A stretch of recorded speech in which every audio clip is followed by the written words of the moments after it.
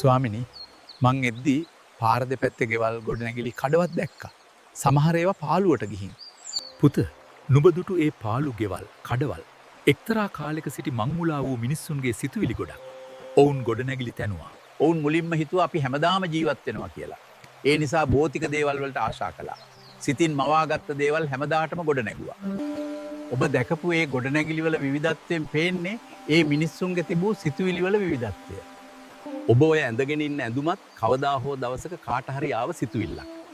ඒ කෙනාගේ සිතුවිල්ලට අද ඔබ කැමති වෙලා ඔබේ කරගෙන නේද? ඔබේ නමත් එහෙම තමයි. ඔබ උපදුන වෙලාවේ මවට හෝ පියාට ආව සිතුවිල්ලක්. ඒකත් අනුන්ගේ දෙයක් සිතුවිල්ලක්. හැබැයි ඔබ ඔබේ කරගෙන නේද? ඔබ ලෝකයේදී ඔබ කියා හඳුන්වන්නේ අනුන්ගේ සිතුවිල්ලක් විතරයි.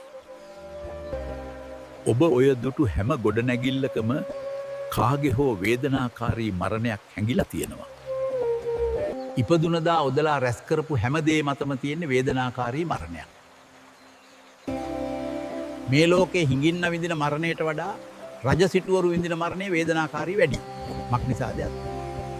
ඔවුන්ට අහිමි වන දේ බොහෝය. අහිමි වන දේ අඩුවන විට වේදනාවත් අඩුවේ. ඔබ රැස් කළ සියල්ල සිතින් අත්හරින්න. එතකොට ජීවිතය කියන මේ නවාතැන් පොලෙන් ඕන වෙලාවක දුකක් නැතුව යන්න පුළුවන්. ඒ සිතේ නිදහසයි.